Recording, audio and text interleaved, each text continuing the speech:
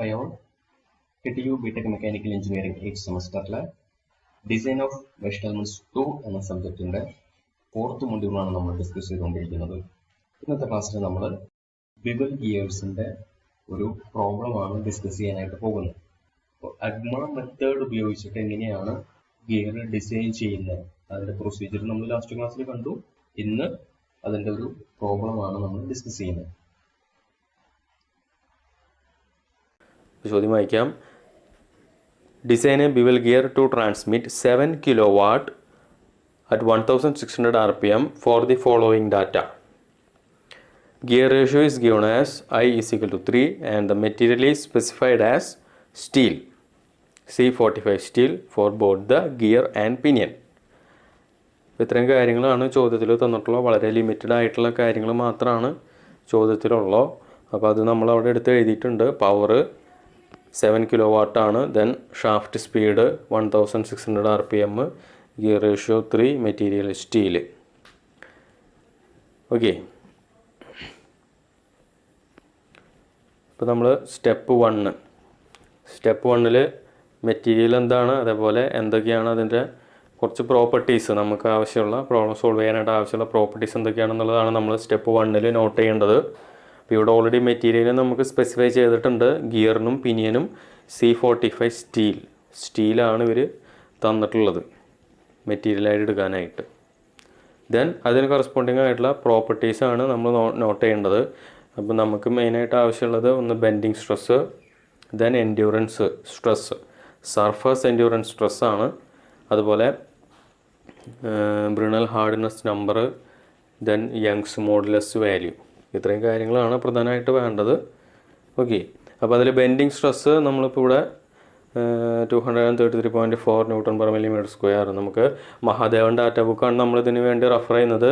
Page number 234 table എന്നുള്ള value ആണ് ഇവിടെ നോട്ട് ചെയ്തിട്ടുള്ളത്.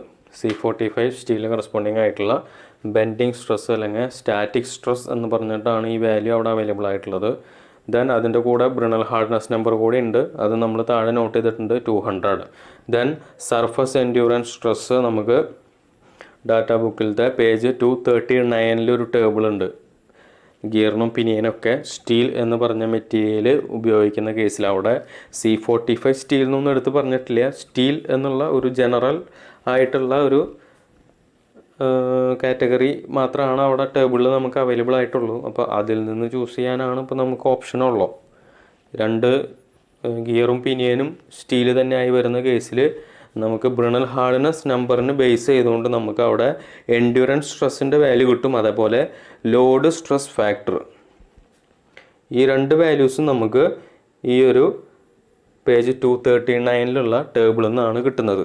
ആ ടേബിളിൻ്റെ ഹെഡിങ് നോക്കിക്കഴിഞ്ഞാൽ ലോഡ് സ്ട്രെസ് ഫാക്ടർ കണ്ടുപിടിക്കാനായിട്ടുള്ള ടേബിൾ എന്നാണ് അതിന് ഹെഡിങ്, അതിൻ്റെ ടേബിളിന് നെയിം കൊടുത്തിട്ടുണ്ടായിരിക്കുക.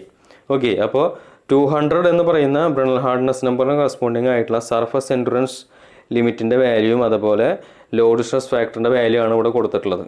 ഓക്കെ, ദെൻ സ്റ്റീലിന് ജനറലി നമ്മൾ യങ്സ് മോഡുലസ് 2.05 × 10⁵ Nm/mm², അല്ലെങ്കിൽ 2 × 10⁵. അപ്പോൾ അതൊരു വാല്യൂ നമ്മൾ അറിഞ്ഞിരിക്കണം. ഡാറ്റ ബുക്കിൽ നിന്ന് ഡയറക്റ്റ് കിട്ടിക്കൊള്ളണമെന്നില്ല. ജനറലി സ്റ്റീലിന് ഒരു വാല്യൂ നമ്മൾ എടുക്കുന്നത് ഇങ്ങനെയാണ്. ആ ഒരു വാല്യൂ യങ്സ് മോഡുലസിന് നോട്ട് ചെയ്തു. ദെൻ സ്റ്റെപ്പ്, അപ്പോൾ ഈ ഒരു സ്റ്റെപ്പിൽ നമ്മൾ വാല്യൂസ് എടുത്ത ആ ഒരു ടേബിൾ കൂടി ജസ്റ്റ് ഇവിടെ കാണിക്കുകയാണ്. അപ്പോൾ ഒന്നിതാണ് പേജ് 234 സ്റ്റാറ്റിക് സ്ട്രെസ്സ്, അതല്ലെങ്കിൽ നമ്മുടെ ബെൻഡിങ് സ്ട്രെസ്സിൻ്റെ വാല്യൂ നമുക്ക് കിട്ടുന്ന ടേബിൾ. അപ്പോൾ ഈ ഒരു ടേബിളിൽ നോക്കിക്കഴിഞ്ഞാൽ സ്റ്റീൽ C45 കറസ്പോണ്ടിങ് ആയിട്ട് ഇതാണ് നമ്മൾ നോട്ട് ചെയ്ത വാല്യൂ. ഇത് ബ്രിണൽ ഹാർഡ്നെസ് നമ്പർ, ദെൻ ഇതാണ് നമ്മുടെ ബെൻഡിങ് സ്ട്രെസ്സിൻ്റെ വാല്യൂ. ദെൻ പിന്നെ നമുക്കൊരു ടേബിൾ കൂടി അവൈലബിൾ ആണ്, പക്ഷേ ഈ ടേബിൾ നമ്മളിപ്പോൾ നിലവിൽ യൂസ് ചെയ്തിട്ടില്ല. ഇവിടെയുള്ള എൻഡ്യൂറൻസ് ലിമിറ്റിൻ്റെ വാല്യൂ അല്ല, നമ്മളതിന് പകരം വേറൊരു ടേബിളാണ്. ഇവിടെ നിന്ന് ഈ ഒരു എൻഡ്യൂറൻസ് ലിമിറ്റിൻ്റെ വാല്യൂ നോക്കാനാണ് ശരിക്കും ഈ ടേബിൾ നമ്മൾ യൂസ് ചെയ്യണത്. പക്ഷേ നമ്മുടെ ഈ ഒരു പ്രോബ്ലത്തിൽ നമ്മളിതെല്ലാം നോട്ട് ചെയ്യുന്നത് അടുത്ത ഒരു ടേബിൾ 12.16 എന്ന് പറയുന്ന ഈ ഒരു ടേബിൾ, അവിടെ നിന്നാണ് നമ്മൾ പറഞ്ഞു ലോഡ് സ്ട്രെസ് ഫാക്ടറിൻ്റെ value for wear load calculate ചെയ്യാനായിട്ട് ആണ് നമ്മൾക്ക് മെയിനായിട്ട് ഈ ഒരു എൻഡുറൻസ് സ്ട്രെസ്സിൻ്റെ വാല്യൂ ആവശ്യമുള്ളത്. അതേപോലെ ലോഡ് സ്ട്രെസ് ഫാക്ടറാണ് ആക്ച്വലി എൻഡുറൻസ് സ്ട്രെസ് എന്ന് ലോഡ് സ്ട്രെസ് ഫാക്ടറാണ് കണ്ടുപിടിക്കുക. കെ എന്ന് പറയുന്ന വാല്യൂ ആണ് കണ്ടുപിടിക്കാൻ പോണത്. അപ്പോൾ ഫൈനലി നമുക്ക് ഈ കെ കിട്ടിക്കഴിഞ്ഞാൽ എളുപ്പമായി. അപ്പോൾ നമ്മൾ ബ്രിണൽ ഹാർഡൻസ് നമ്പർ 200 വരുന്ന രണ്ടും സ്റ്റീൽ തന്നെയായിട്ട് വരുന്ന കേസാണ്. പിനിയനും ഗിയറും സ്റ്റീലായിട്ട് വരുന്ന കേസാണ് നമ്മുടെ. അപ്പോഴത്തേക്കും അവിടുത്തെ എൻഡുറൻസ് സ്ട്രെസ്സിൻ്റെ വാല്യൂ നമുക്ക് ഇത്ര കിട്ടി. അതേപോലെ 20 ഡിഗ്രി ഇൻവല്യൂട്ട് പ്രൊഫൈലിന് കറസ്പോണ്ടിങ് ആയിട്ടുള്ള കെ വാല്യൂ, ലോഡ് സ്ട്രെസ് ഫാക്ടറിൻ്റെ വാല്യൂ 0.539 എന്ന് കിട്ടി. അപ്പോൾ ഇത്രയും കാര്യങ്ങളാണ് നമ്മൾ അവിടെ സ്റ്റെപ്പ് 1 നമ്മൾ നോട്ട് ചെയ്ത കാര്യങ്ങളാണ് ഇതൊക്കെ.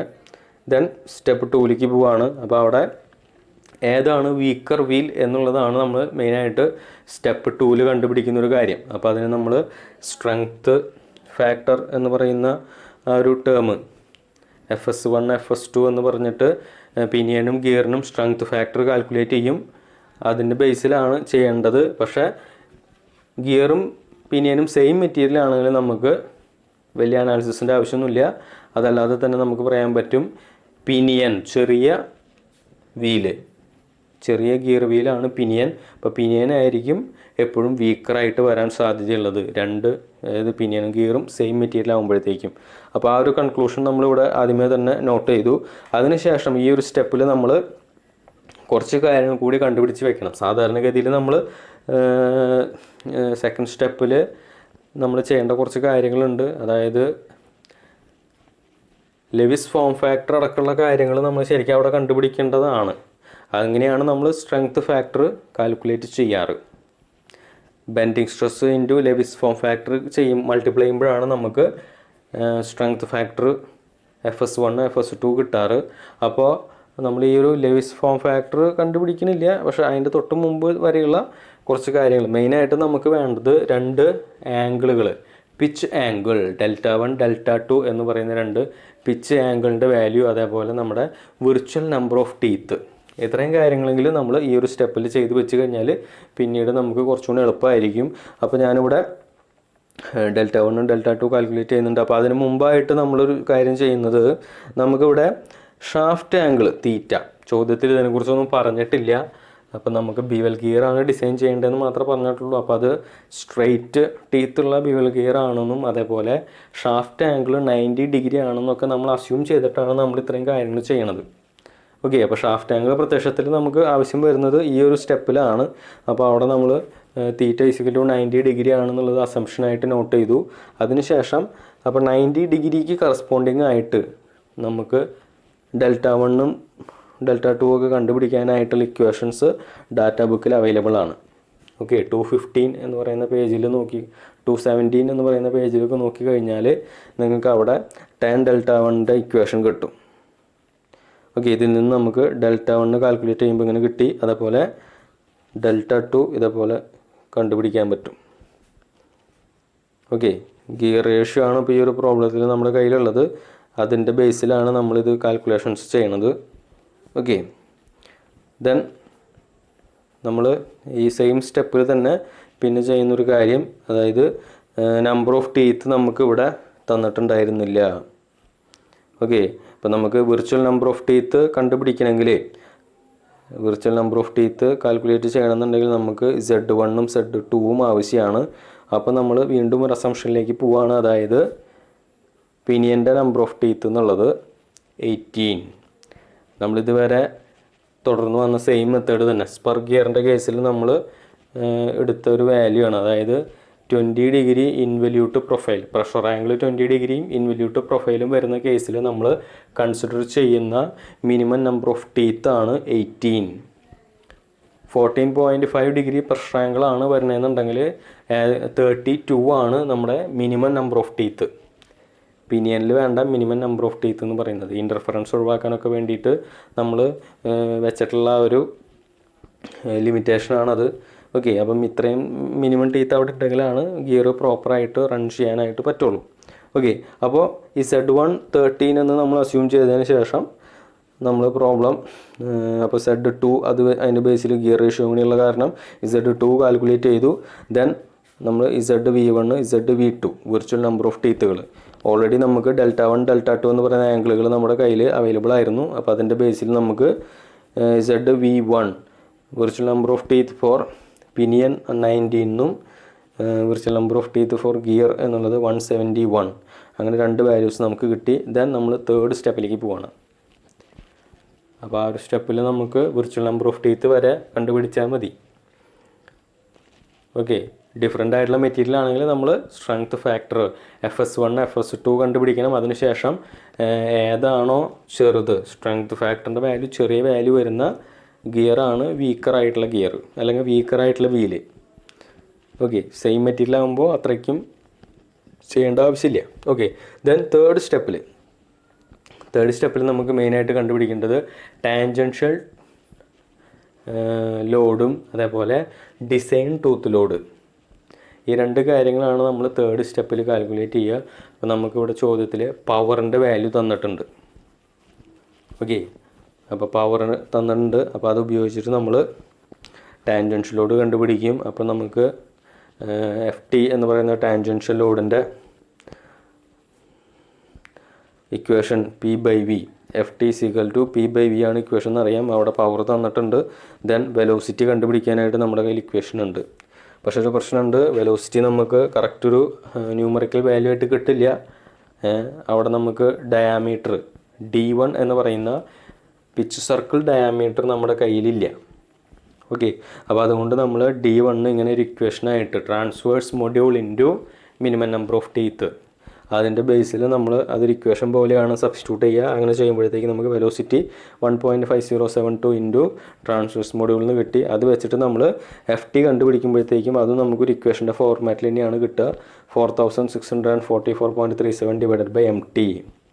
ഓക്കെ, അപ്പോൾ ടാൻജൻഷ്യൽ ലോഡ് കണ്ടുപിടിച്ചു. അതിനുശേഷം നമ്മൾ ഡിസൈൻ ലോഡിലേക്ക് പോവുകയാണ്. ഇതൊക്കെ നമ്മൾ ഓൾറെഡി ഉപയോഗിച്ചിരുന്ന ഇക്വേഷനാണ്.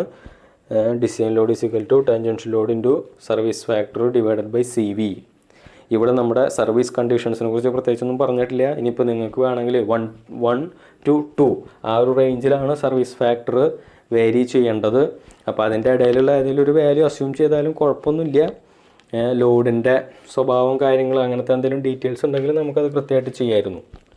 ഡാറ്റ ബുക്കിൽ നോക്കിയിട്ട് നമുക്ക് അതായത് ലൈറ്റാണോ ഷോക്ക് ലോഡാണോ അല്ലെങ്കിൽ സ്മൂത്ത് ലോഡാണോ ഹെവി ഷോക്കാണോ എന്നൊക്കെ നോക്കിയിട്ട് നമുക്ക് സർവീസ് ഫാക്ടർ ചൂസ് ചെയ്യാനായിട്ടൊരു ഓപ്ഷൻ നമ്മുടെ ഡാറ്റ ബുക്കിലുണ്ട്. പക്ഷേ ഈ ചോദ്യത്തിൽ അതിനെക്കുറിച്ചൊന്നും മെൻഷൻ ചെയ്തിട്ടില്ല. അപ്പോൾ നമുക്ക് വേണമെങ്കിൽ സർവീസ് ഫാക്ടർ 1 എന്ന് എടുക്കാം. അപ്പോൾ തൽക്കാലം ഞാനത് 1 എന്ന് അസ്യൂം ചെയ്തു. ദെൻ ഈ ഒരു ഇക്വേഷനിൽ പിന്നെ നമുക്ക് വേണ്ടത് വെലോസിറ്റി ഫാക്ടറാണ്, CV എന്ന് പറയുന്ന വെലോസിറ്റി ഫാക്ടർ. അപ്പോൾ വെലോസിറ്റി ഫാക്ടർ കണ്ടുപിടിക്കാനായിട്ട് നമുക്ക് ബിവൽ ഗിയറിൻ്റെ കേസിൽ 2 ഇക്വേഷൻസാണ് അവൈലബിൾ ആയിട്ടുള്ളത്. ഒന്ന് ഫോം കട്ടർ ഉപയോഗിച്ചിട്ട് ടീത്ത് കട്ട് ചെയ്യുന്ന കേസിനും പിന്നൊന്ന് ജനറേറ്റഡ് ആയിട്ടുള്ള ടീത്തിൻ്റെ കേസിലും ഉപയോഗിക്കേണ്ടതായിട്ടുള്ള അങ്ങനെ 2 ഇക്വേഷൻസ് ആണുള്ളത്. നമ്മളിവിടെ തൽക്കാലം ജനറേറ്റഡ് ടീത്ത് എന്നുള്ള ഒരു അസംഷൻ അതിൻ്റെ ബേസിൽ നമ്മൾ ഈ ഒരു CVയുടെ ഇക്വേഷനാണ് യൂസ് ചെയ്യണത്. ഇത് നമുക്ക് ഡാറ്റ ബുക്കിൽ അവൈലബിൾ ആണ്. അപ്പോൾ അതിൽ നമുക്ക് വെലോസിറ്റിയുടെ ഒരു ടേം വരുന്നുണ്ട്. വെലോസിറ്റിയിൽ നമുക്ക് ന്യൂമറിക്കൽ വാല്യൂ ഇല്ല. നമ്മുടെ കയ്യിലുള്ളത് ഒരു ഇക്വേഷനോട് കൂടിയിട്ടുള്ള ഒരു ഇക്വേഷൻ പോലത്തെ ഒരു വാല്യൂ ആണ് അതിന് റീപ്ലേസ് ചെയ്യാനായിട്ടുള്ളത്. ഇപ്പോൾ നമ്മുടെ ട്രാൻസ്വേഴ്സ് മൊഡ്യൂളിൻ്റെ ടേമിലാണ് നമുക്ക് വെലോസിറ്റി ഫാക്ടർ കിട്ടുക. അപ്പോൾ ഇതെല്ലാം സബ്സ്റ്റിറ്റ്യൂട്ട് ചെയ്യുമ്പോഴത്തേക്ക് നമുക്ക് ഡിസൈൻ ലോഡ് ഇങ്ങനെ ഒരു ഇക്വേഷൻ്റെ ഫോമിൽ കിട്ടി. ഓക്കെ, ദെൻ നമ്മൾ അടുത്ത സ്റ്റെപ്പിലേക്ക് പോവുകയാണ്. അപ്പോൾ ഡിസൈൻ ലോഡ് വരെയുള്ളത് നമ്മൾ കണ്ടുപിടിച്ച് അവിടെ വെച്ചു. ദെൻ ബീം സ്ട്രെങ്ത്ത് കാൽക്കുലേറ്റ് ചെയ്യലാണ്. അപ്പോൾ ബീം സ്ട്രെങ്ത്ത് കാൽക്കുലേറ്റ് ചെയ്യാനായിട്ടുള്ള ഇക്വേഷൻ നിങ്ങൾക്ക് ഓൾറെഡി നിങ്ങൾ കണ്ടു കാണും. നമ്മുടെ പ്രൊസീജിയറിൽ നമ്മൾ പറയുന്നുണ്ട്. അപ്പോൾ ഈ ഒരു ഇക്വേഷനിൽ ബെൻഡിങ് സ്ട്രെസ് നമ്മൾ ഓൾറെഡി നോട്ട് ചെയ്ത് വെച്ചിട്ടുണ്ട്. ദെൻ B എന്ന് പറയുന്ന ഫേസ് വിഡ്ത്തിനെ നമ്മൾ തൽക്കാലം ഉപയോഗിക്കുന്നത് ഇങ്ങനത്തെ ഒരു റേഷ്യോ ആണ്. ഇത് ഡാറ്റ ബുക്കിലുള്ളതാണ്. Face width B = 0.3 × L. L എന്നുള്ളത് കോൺ ഡിസ്റ്റൻസ് ആണ്, ക്യാപിറ്റൽ L. ദെൻ നമ്മുടെ ലെവിസ് ഫോം ഫാക്ടർ YV1. ഇതൊക്കെ നമ്മൾ ഈ ഒരു ഇക്വേഷൻ എഴുതിയിട്ടുള്ളത് വീക്കർ വീലായിട്ടുള്ള പിനിയന് വേണ്ടിയിട്ടാണ്. അതുകൊണ്ടാണ് നമ്മൾ പിനിയന് കറസ്പോണ്ടിങ് ആയിട്ടുള്ള ലെവിസ് ഫോം ഫാക്ടർ അതിനെയാണ് V1 എന്ന് വെച്ചിട്ട് നമ്മൾ റെപ്രസെൻ്റ് ചെയ്യുന്നത്. ഓക്കെ, അപ്പോൾ അത് വെച്ച് മൾട്ടിപ്ലൈ ചെയ്യണം into pi into MT. Then നമ്മുടെ ബിവൽ ഫാക്ടർ L-B/L. ഇത്രയും ടേംസ് ഉണ്ട്. അപ്പോൾ നമുക്കതിൽ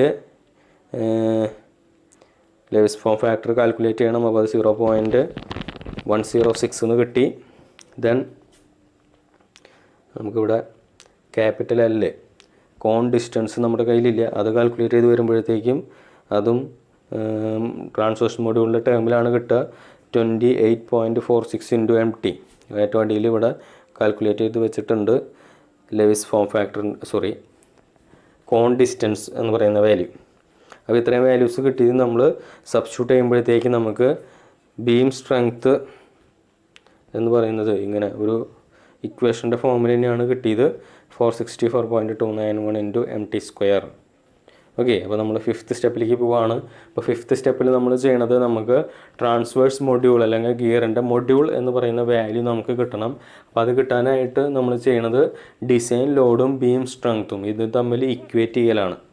അപ്പോൾ ഇത് രണ്ടും നമുക്ക് ഇക്വേഷൻസിൻ്റെ ഫോമിലാണ് കിട്ടിയിട്ടുള്ളത്. അപ്പോൾ അത് നമ്മൾ ഇങ്ങനെ ഇക്വേറ്റ് ചെയ്തു. അപ്പോഴത്തേക്ക് നമുക്കൊരു ഇക്വേഷൻ പോലെ കിട്ടി. അപ്പോൾ അതിലൊരു ട്രാൻസ്വേഴ്സ് മൊഡ്യൂളിൻ്റെ ടേം ഡിനോമിനേറ്ററിലുണ്ട്. അപ്പോൾ അത് ഒഴിവാക്കാൻ വേണ്ടിയിട്ട് നമ്മൾ രണ്ട് സൈഡിലും MT എന്ന് പറയുന്ന ട്രാൻസ്വേഴ്സ് മൊഡ്യൂൾ വെച്ചിട്ട് മൾട്ടിപ്ലൈ ചെയ്തു. അപ്പോൾ നമുക്കൊരു ക്യൂബിക് ഇക്വേഷൻ്റെ ഫോമിലേക്കായി. ഈ ഒരു ക്യൂബിക് ഇക്വേഷൻ നമ്മൾ കാൽക്കുലേറ്റർ ഉപയോഗിച്ച് സോൾവ് ചെയ്ത് കഴിയുമ്പോഴത്തേക്ക് നമുക്ക് കിട്ടുന്നത് ഏകദേശം ഒരു 2.53 എന്ന് പറയുന്നൊരു വാല്യൂ ആണ്. അപ്പോൾ നമുക്ക് അപ്പോൾ അടുത്തൊരു സ്റ്റാൻഡേർഡ് മൊഡ്യൂളിൻ്റെ വാല്യൂ നോക്കിക്കഴിഞ്ഞാൽ 3 ആണെന്ന് കാണാൻ പറ്റും.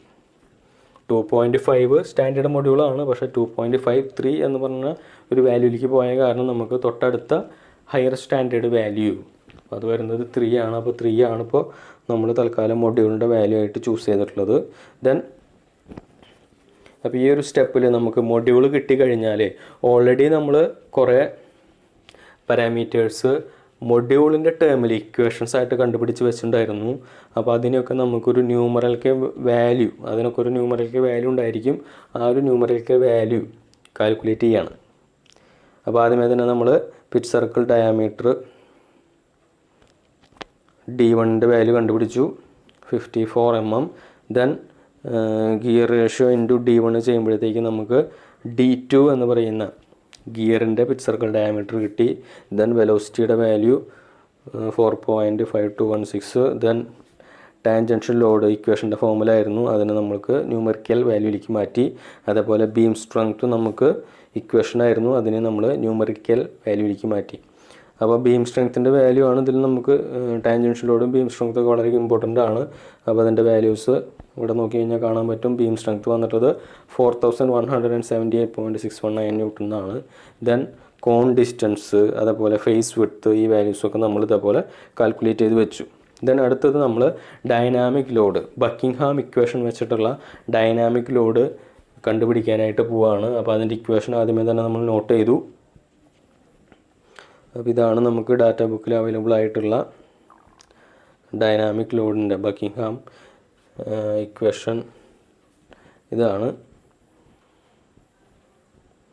ദെൻ ഇതിൽ നമുക്കിനി ഇപ്പം ടാൻജൻഷ്യൽ ലോഡ് നമുക്കറിയാം K3 എന്ന് പറയുന്ന വാല്യൂ ഓൾറെഡി ഡാറ്റ ബുക്കിൽ അവൈലബിൾ ആണ്. വെലോസിറ്റിയുടെ വാല്യൂ നമ്മുടെ കയ്യിലുണ്ട്. ദെൻ ഈ ഒരു C എന്ന് പറയുന്ന ഡൈനാമിക് ഫാക്ടർ അതാണ് ഇനി നമുക്ക് കണ്ടുപിടിക്കാനായിട്ടുള്ളത്. ബാക്കി ഒരുവിധം വാല്യൂസ് എല്ലാം നമ്മുടെ കയ്യിലുള്ളതാണ്. അപ്പോൾ C കണ്ടുപിടിക്കാനുള്ള ഇക്വേഷൻ കൂടി ഉണ്ട്. Error divided by K1 into 1/E1 plus 1/E2. Okay, K1 എന്നുള്ളത് ഒരു കോൺസ്റ്റൻ്റ് ആണ്. അപ്പോൾ അതിൻ്റെ വാല്യൂ 9. 20 ഡിഗ്രി ഫുൾ ഡെപ്ത് ടീത്തിന് K1ൻ്റെ വാല്യൂ 9 എന്നുള്ളത് ഡാറ്റ ബുക്കിൽ അവൈലബിൾ ആണ്. അതേപോലെ E1 E2 എന്നുള്ളത് നമ്മുടെ യങ്സ് മോഡുലസ് വാല്യൂസ് ആണ്. അത് 2.05 ഇൻറ്റു 10⁵ ആണ് നമ്മൾ മുമ്പ് നോട്ട് ചെയ്തിട്ടുണ്ട്. ദെൻ ഈ ഒരു കേസിൽ നമ്മൾ എറർ എന്ന് പറയുന്ന വാല്യൂ ഇതിനു മുമ്പ് സ്പർ ഗിയറും ഹെലിക്കൽ ഗിയറൊക്കെ ഉള്ള സമയത്ത് നമ്മൾ വെലോസിറ്റി ഫാക്ടറിന് വേണ്ടി ചൂസ് ചെയ്യുന്ന ഒരു ഇക്വേഷൻ ഏതാണോ അപ്പോൾ ആ സമയത്ത് ആ ഒരു ഇക്വേഷൻ്റെ ബേസിൽ അവിടെ അതിൻ്റെ അക്യൂറസിനെ കുറിച്ച് നമുക്ക് അറിയാൻ പറ്റും. ആ ഒരു അക്യൂറസി നോക്കിയിട്ടാണ് നമ്മൾ ഏത് വാല്യൂ എററിന് ഡിഫറെൻ്റ് ആയിട്ടുള്ള ക്ലാസ്, അതായത് ഗിയറിൻ്റെ ഓരോ ക്ലാസ്സുകൾ അക്യൂറസിക്ക് അനുസരിച്ച് ഗിയറിനെ 3 ക്ലാസ്സുകളായിട്ട് ഡിവൈഡ് ചെയ്തിട്ടുള്ളൊരു ടേബിളാണ് നമ്മുടെ കയ്യിലുള്ളത്. ആ ഒരു ടേബിളിൽ ഓരോ ക്ലാസ്സിലും പെടുന്ന ഗിയേഴ്സിന് എത്ര എറർ വരെ വരും, മൊഡ്യൂളിന് കറസ്പോണ്ടിങ് ആയിട്ട് എത്രത്തോളം എറർ വരാൻ സാധ്യതയുണ്ട് എന്നുള്ളൊരു ടേബിൾ നമ്മുടെ കയ്യിലുണ്ട്. ഓക്കെ, അപ്പോൾ ആ ഒരു ടേബിൾ സ്പറിനും ഹെലിക്കലിനൊക്കെ വളരെ യൂസ് ചെയ്യാനായിട്ട് വളരെ സ്യൂട്ടബിൾ ആയിരുന്നു. ശരിക്കും ബിവൽ ഗിയറിൻ്റെ കേസിൽ അത് മുഴുവനായിട്ട് നമുക്ക് ഡിപ്പെൻഡ് ചെയ്യാൻ പറ്റില്ല. ഓക്കെ, ബിവൽ ഗിയറിൻ്റെ കേസിൽ ഒരു മാനുഫാക്ചറുടെ അടുത്ത് തന്നെ അന്വേഷിച്ചിട്ട് വേണം നമ്മൾ എറർ എന്തോരം ഉണ്ടാവും എന്നുള്ള കാര്യങ്ങളൊക്കെ ഫൈനലൈസ് ചെയ്യാനായിട്ട്. പക്ഷേ നമുക്കിപ്പോൾ പ്രോബ്ലം ചെയ്യുമ്പോഴത്തേക്കും വേറെ ഓപ്ഷനൊന്നുമില്ല. അപ്പോൾ നമ്മൾ നമ്മുടെ പണ്ടത്തെ സ്പറിനും ഹെലിക്കലിനും നമ്മൾ റെഫർ ചെയ്ത സെയിം ടേബിൾ തന്നെ എടുക്കുകയാണ്. അപ്പോൾ അതിൽ ഈ ഒരു കേസിൽ RPM ഒരുപാട് കൂടുമ്പോഴും അതേപോലെ നമ്മൾ ആ ഇക്വേഷൻസ് ചൂസ് ചെയ്യുന്നതിൽ രണ്ടാമത് കൊടുത്തിട്ടുള്ള ആ ഒരു ജനറേറ്റഡ് ടീത്ത് എന്ന് പറയുന്നൊരു കേസും കൂടി വരുമ്പോഴത്തേക്കും നമ്മൾ കുറേ കൂടി ആക്യുറേറ്റ് ആയിട്ടുള്ള ഒരു ഗിയറാണ് എക്സ്പെക്റ്റ് ചെയ്യണത്. അതുകൊണ്ട് തന്നെ നമ്മൾ ക്ലാസ് 3 വരുന്ന ഗിയേഴ്സ്, പ്രിസിഷൻ ഗിയേഴ്സ് എന്ന് പറയുന്ന കാറ്റഗറിയിൽ വരുന്ന എററിൻ്റെ വാല്യൂ ആണ് നോട്ട് ചെയ്യണത്. ആ വാല്യൂ ആണ് നമുക്കിവിടെ 0.126 എന്ന് പറഞ്ഞിട്ട് കിട്ടിയിട്ടുള്ളത്. ക്ലാസ് 3 പ്രിസിഷൻ ഗിയേഴ്സിന് കറസ്പോണ്ടിങ് ആയിട്ട്, അതേപോലെ മൊഡ്യൂള് 3 എന്ന് പറയുന്ന വാല്യൂസിന് കറസ്പോണ്ടിങ് ആയിട്ടുള്ള എററിൻ്റെ വാല്യൂ ആണ് ഇപ്പോൾ ഇവിടെ നോട്ട് ചെയ്തിട്ടുള്ളത്. ഓക്കെ, ഇനിയൊരു കാര്യം കൂടി ഉള്ളത്, മൊഡ്യൂൾ 3 എന്ന് പറയുന്ന ഒരു നമ്പർ നമുക്ക് ആ ടേബിൾ നോക്കിയാൽ കാണില്ല. അവിടെ മൊഡ്യൂൾ 4 തൊട്ടാണ് ശരിക്കും എററിൻ്റെ വാല്യൂസ് അവിടെ കൊടുത്തിട്ടുള്ളത്. അപ്പോൾ അതിൽ PSG ഡാറ്റ ബുക്ക് ഈ സെയിം എറർ എന്ന് പറയുന്ന ടേം തന്നിട്ടുള്ള PSG ഡാറ്റ ബുക്കിലത്തെ ടേബിൾ നോക്കിക്കഴിഞ്ഞാൽ നിങ്ങൾക്ക് കാണാം. അതായത് അപ് ടു മൊഡ്യൂൾ 4 നമ്മൾ ഉപയോഗിക്കേണ്ടത് ഈ സെയിം വാല്യൂ തന്നെയാണ്. ഓക്കെ, അപ്പോൾ അത് വെച്ചിട്ട് നമ്മളിവിടെ ഡൈനാമിക് ഫാക്ടർ C എന്ന് പറയുന്ന വാല്യൂ കാൽക്കുലേറ്റ് ചെയ്ത് വെച്ചിട്ടുണ്ട്. അപ്പോൾ ഇതാണ് നമ്മൾ നേരത്തെ പറഞ്ഞ ആ എറർ കണ്ടുപിടിക്കാനായിട്ടുള്ള ടേബിൾ. അപ്പോൾ ഇതിൽ നമുക്ക് മൊഡ്യൂൾ 3 ഇല്ല, മൊഡ്യൂൾ 4 തൊട്ടുള്ള അപ് ടു മൊഡ്യൂൾ 4 നമുക്ക് ഈ ഒരു ലാസ്റ്റ് റോളത്തെ വാല്യൂസാണ് യൂസ് ചെയ്യേണ്ടത്. ഓക്കെ, അപ്പോൾ ഇതിൽ നമ്മൾ എടുത്തിട്ടുള്ളത് ഈ ഒരു 0.0127 എന്ന് പറയുന്ന വാല്യൂ ആണ് നമുക്ക് ക്ലാസ് 3 പ്രിസിഷൻ ഗിയേഴ്സിന് കറസ്പോണ്ടിങ് ആയിട്ട് യൂസ് ചെയ്യേണ്ടത്. ആ വാല്യൂ ആണ് നമ്മൾ എടുത്ത് ഉപയോഗിച്ചിട്ടുള്ളത്. ദെൻ നമ്മൾക്ക് എല്ലാ വാല്യൂസായി അത് വെച്ചിട്ട് ഡൈനാമിക് ലോഡിൻ്റെ ഇക്വേഷനിൽ സബ്സ്റ്റിറ്റ്യൂട്ട് ചെയ്ത് നമുക്ക് ഡൈനാമിക് ലോഡായിട്ട് കിട്ടിയത് ഇത്രയാണ്, 4506.449. അപ്പോൾ ഓൾറെഡി നമ്മൾ കണ്ടുപിടിച്ചിട്ടുള്ള ബീം സ്ട്രെങ്ത് എന്ന് പറയുന്നത് ഇതിനേക്കാളും ചെറുതാണ്. അപ്പോൾ നമ്മുടെ ഡിസൈൻ സേഫ് ആവണമെങ്കിൽ എന്ത് വേണം, നമുക്ക് ബീം സ്ട്രെങ്ത് എന്ന് പറയുന്ന വാല്യൂ ഉള്ളത് നമ്മുടെ ഡൈനാമിക് ലോഡിനേക്കാളും ഹയർ ആയിട്ടുള്ളൊരു വാല്യൂ ആണെങ്കിൽ മാത്രമാണ് നമുക്ക് ഡിസൈൻ സേഫ് ആണ് എന്ന് പറയാൻ പറ്റുള്ളൂ. നമ്മൾ ഓൾറെഡി കണ്ടുപിടിച്ച ബീം സ്ട്രെങ്ത്തിൻ്റെ വാല്യൂ ഒന്ന് എടുക്കാം. 4178 എന്നുള്ളതാണ് ബീം സ്ട്രെങ്ത്തിൻ്റെ വാല്യൂ. ഇപ്പോൾ നമുക്ക് കിട്ടിയത് ഡൈനാമിക് ലോഡ് 4500 ഉണ്ട്. ഓക്കെ, അപ്പോൾ നമുക്ക് ഇനി ചെയ്യാനുള്ളൊരു എന്ന് പറയുന്നത് നമ്മുടെ മൊഡ്യൂളിൻ്റെ വാല്യൂ ഇൻക്രീസ് ചെയ്യുക. അപ്പോൾ ടീത്തിന് സ്ട്രെങ്ത്ത് കൂടും, അപ്പോൾ ബീം സ്ട്രെങ്ത്തിന് കുറച്ചുകൂടി നല്ലൊരു വാല്യൂ കിട്ടും. അപ്പോഴത്തേക്ക് നമ്മുടെ കണ്ടീഷൻ സാറ്റിസ്ഫൈ ആവുന്നുള്ളതാണ് നമ്മുടെ ലോജിക്ക്. സോ നമ്മൾ മൊഡ്യൂൾ 3 എന്ന് പറയുന്ന മൊഡ്യൂളിൽ നിന്ന് നേരെ 4ലേക്ക്, ഇപ്പം ബിവൽ ഗിയറിൻ്റെ കേസിൽ ടേബിൾ നോക്കിക്കഴിഞ്ഞാൽ അവിടെ 3.5 എന്ന് പറയുന്നൊരു ഓപ്ഷൻ കിടക്കുന്നുണ്ട്. അതിനേക്കാളും നല്ലത് നമ്മൾ റൗണ്ടഡ് ആയിട്ടുള്ളൊരു നമ്പറിലുള്ള വാല്യൂസിലേക്ക് പോവുകയാണ്. അതുകൊണ്ട് നമ്മൾ മൊഡ്യൂൾ 4 ആണ് യൂസ് ചെയ്യണത്. ദെൻ അപ്പോൾ അങ്ങനെ നമ്മൾ മൊഡ്യൂൾ ചേഞ്ച് ചെയ്യുമ്പോഴത്തേക്കും അതിനനുസരിച്ച് ആ ഒരു മൊഡ്യൂൾ എന്ന് പറയുന്ന പാരാമീറ്റർ ഇൻക്ലൂഡ് ചെയ്തിട്ട് കുറേ കാര്യങ്ങൾ നമ്മൾ വേറെ കുറേ പാരാമീറ്റേഴ്സ് ഇക്വേഷൻ്റെ ഫോമിൽ എഴുതിയിട്ടുണ്ടായിരുന്നു. അതിലെല്ലാം മൊഡ്യൂൾ ചേഞ്ച് ചെയ്ത് സബ്സ്റ്റിറ്റ്യൂട്ട് ചെയ്ത് കഴിഞ്ഞാൽ പുതിയൊരു സെറ്റ് വാല്യൂസ് നമുക്ക് കിട്ടും. അതാണ് നമ്മൾ കാണിച്ചിട്ടുള്ളത്. പിച്ച് സർക്കിൾ ഡയാമീറ്റർ, പിനിയൻ്റെയും ഗിയറിൻ്റെ ഒക്കെ ചേഞ്ച് ആയി. അതേപോലെ വെലോസിറ്റിയുടെ വാല്യൂവിൽ ചേഞ്ച് ഉണ്ട്. ടാൻജൻഷ്യൽ ലോഡിൽ കുറച്ച് ഡിക്രീസ് ഉണ്ട്. ദെൻ ബീം സ്ട്രെങ്ത്ത് തൊട്ട് മുമ്പ് നമുക്ക് 4100 സംതിങ് ആയിരുന്നു. ഇപ്പം നമ്മുടെ ബീം സ്ട്രെങ്ത്ത് 7428 എന്നുള്ള രീതിയിലേക്ക് ഇൻക്രീസ് ആയി. ദെൻ നമ്മുടെ കോൺ ഡിസ്റ്റൻസ് എല്ലിൻ്റെ വാല്യൂ മാറി കൂടുതലായി. അതേപോലെ ഫേസ് വിഡ്ത്ത്, ഗിയർ ടീത്തിൻ്റെ ഫേസ് വിഡ്ത്തിൻ്റെ വാല്യൂവിലും ഇൻക്രീസ് ഉണ്ട്. അപ്പോൾ ഇത്രയും പുതിയൊരു സെറ്റ് വാല്യൂസ് എടുത്തു. അതിനുശേഷം നമ്മൾ വീണ്ടും ഡൈനാമിക് ലോഡ് കാൽക്കുലേറ്റ് ചെയ്യാണ്. പുതിയ വാല്യൂസ് വെച്ച് കാൽക്കുലേറ്റ് ചെയ്യുമ്പോഴത്തേക്ക് നമുക്ക് ഡൈനാമിക് ലോഡ് വരുന്നത് 4911. അപ്പോൾ ഈ ഒരു വാല്യൂ നമുക്ക് നോക്കിക്കഴിഞ്ഞാൽ അറിയാം, തൊട്ട് മുമ്പ് നമ്മൾ ആ ഒരു ബീം സ്ട്രെങ്ത് കണ്ടുപിടിച്ച വാല്യൂ ആയിട്ട് വെച്ച് നോക്കുമ്പോൾ നല്ല ഡിഫറൻസ് ഉണ്ട്. അതായത് ബീം സ്ട്രെങ്ത് ഒരു 7000 സംതിങ് ആയിരുന്നു. അപ്പോൾ അത് തന്നെയാണ് വലുത്. അപ്പോൾ ഡിസൈൻ സേഫായി. ഓക്കെ, അപ്പോൾ നമുക്ക് ഫൈനൽ സ്റ്റേജിലേക്ക് പോവാണ്. Wear load calculation. ഓക്കെ, അപ്പോൾ വിയർ ലോഡ് കാൽക്കുലേറ്റ് ചെയ്യാനുള്ള ഇക്വേഷൻ നമുക്ക് പ്രൊസീജിയറിലുണ്ട്, അല്ലെങ്കിൽ ഡാറ്റ ബുക്കിലുണ്ട്. ബിബിൾ ഗിയറിന് വേറെ തന്നെ ഒരു ഇക്വേഷൻ ഉണ്ട്. ആ ഒരു ഇക്വേഷനിൽ കുറേ പാരാമീറ്റേഴ്സൊക്കെ നമുക്ക് ഓൾറെഡി കയ്യിലുള്ളതാണ്. D1 72 mm അറിയാം. അതേപോലെ ബീം ഫേസ് വിഡ്ത്ത് 34.152, അതേപോലെ K എന്ന് പറയുന്ന വാല്യൂ.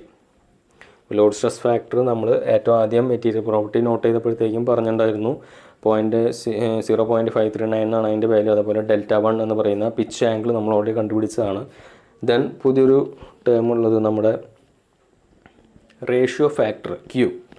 റേഷ്യോ ഫാക്ടർ അതിനൊരു സെപ്പറേറ്റ് ഇക്വേഷൻ ഉണ്ട്. നമ്മൾ വിർച്വൽ നമ്പർ ഓഫ് ടീത്തിൻ്റെ ബേസിലാണ് ഈ ഒരു കേസിൽ റേഷ്യോ ഫാക്ടർ കാൽക്കുലേറ്റ് ചെയ്യുക. അപ്പോൾ വിർച്വൽ നമ്പർ ഓഫ് ടീത്തിൻ്റെ വാല്യൂസാണ് ഇവിടെ ZV1 19ഉം ZV2 എന്നുള്ളത് 171ഉം.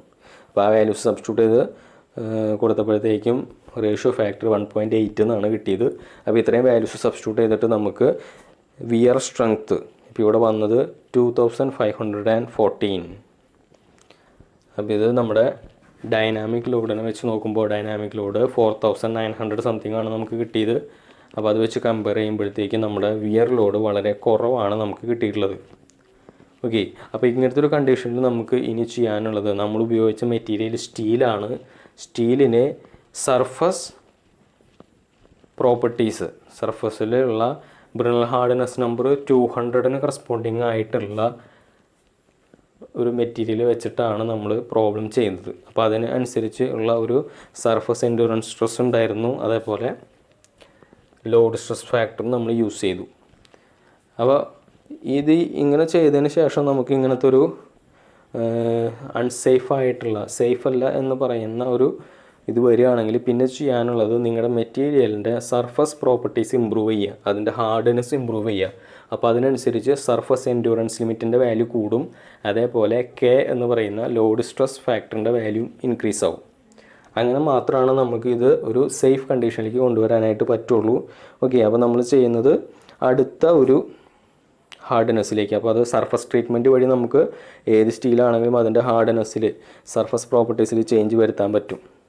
അപ്പോൾ ഈ ഒരു ടേബിളാണ് നമ്മൾ ഉദ്ദേശിക്കുന്നത്. ഇപ്പോൾ ഓൾറെഡി നമ്മളിതിൽ 200 കറസ്പോണ്ടിങ് ആയിട്ടുള്ള വാല്യൂസാണ് നോട്ട് ചെയ്തിട്ടുണ്ടായിരുന്നത്. അപ്പോൾ ഇനി നമുക്ക് നോക്കാനുള്ളത് 250ക്ക് കറസ്പോണ്ടിങ് ആയിട്ട് 0.902 617 എന്ന് പറയുന്ന വാല്യൂസും ഇത് വെച്ചിട്ട് നമുക്ക് ഒന്ന് ചെയ്ത് നോക്കാം. ഓക്കെ, അപ്പോൾ അങ്ങനെ 250 ബ്രിണൽ ഹാർഡ്നെസ് നമ്പറും എൻഡ്യൂറൻസ് സ്ട്രെസ്സും K 0.902 കറസ്പോണ്ടിങ് ആയിട്ട് ചെയ്തപ്പോഴത്തേക്ക് നമുക്ക് കിട്ടിയത് വിയർ സ്ട്രെങ്ത്ത് 4208.27. അത് അഗെയിൻ അത് less than dynamic load condition നമുക്ക് സേഫ് ആയില്ല. അപ്പോൾ വീണ്ടും നമ്മൾ സെയിം ടേബിൾ തന്നെ ബ്രിണൽ ഹാർഡ്നെസ് നമ്പർ ഒന്നുകൂടി ഹയർ വാല്യൂയിലേക്ക് പോയി അതിന് കറസ്പോണ്ടിങ് ആയിട്ട് എൻഡ്യൂറൻസ് സ്ട്രെസ്സും ലോഡ് സ്ട്രെസ് ഫാക്ടർ നോട്ട് ചെയ്തു. ദെൻ വീണ്ടും കാൽക്കുലേറ്റ് ചെയ്തപ്പോൾ നമുക്ക് വിയർ സ്ട്രെങ്ത്ത് 6270 പോയിൻറ്റ് സംതിങ് ആ രീതിയിലേക്ക് ഇൻക്രീസ് ആയി. ഓക്കെ, അപ്പോൾ ഈ കേസിൽ ഇത് സേഫാണ്. അപ്പോൾ നമ്മളിവിടെ ഒരു സജഷൻ പോലെ കൊടുക്കേണ്ട ഒരു കാര്യമാണ്. അതായത് ബ്രിണൽ ഹാർഡ്നെസ് നമ്പർ, സർഫസ് ഹാർഡ്നെസ് എന്ന് പറയുന്നത് ബ്രിണൽ ഹാർഡ്നെസ് നമ്പർ 300 കറസ്പോണ്ടിങ് ആയിട്ടുള്ളൊരു ഹാർഡ്നെസ്സിലേക്ക് എത്തണം. അതിനനുസരിച്ചുള്ള സർഫസ് പ്രോപ്പർട്ടീസ് അവിടെ ചെയ്യണം എന്നുള്ളൊരു സജഷനോട് കൂടിയാണ് ഇത് ശരിക്കും അവസാനിപ്പിക്കേണ്ടത്. Then the design is safe. Okay, അപ്പോൾ ഇത്രയും കഴിഞ്ഞാൽ നമ്മുടെ ഡിസൈൻ പാർട്ട് കഴിഞ്ഞു. ദെൻ നമുക്കൊരു സ്പെസിഫിക്കേഷൻ എന്ന് പറഞ്ഞൊരു ടേബിൾ കൊടുക്കുകയാണ് വേണ്ടത്. അപ്പോൾ അതിൽ നമ്മൾ ഇമ്പോർട്ടൻ്റ് ആയിട്ടുള്ള പാരാമീറ്റേഴ്സ് നമ്മൾ കണ്ടുപിടിച്ചതും ചോദ്യത്തിൽ തന്നതുമായിട്ടുള്ള കാര്യങ്ങൾ ഇതിൻ്റെ സ്പെസിഫിക്കേഷനായിട്ട് നോട്ട് ചെയ്യലാണ് ചെയ്യണത്. ഓക്കെ, അപ്പോൾ ഇത്തരം കാര്യങ്ങളാണ് ഈ ഒരു പ്രോബ്ലത്തിൽ ചെയ്യാനായിട്ടുള്ളത്.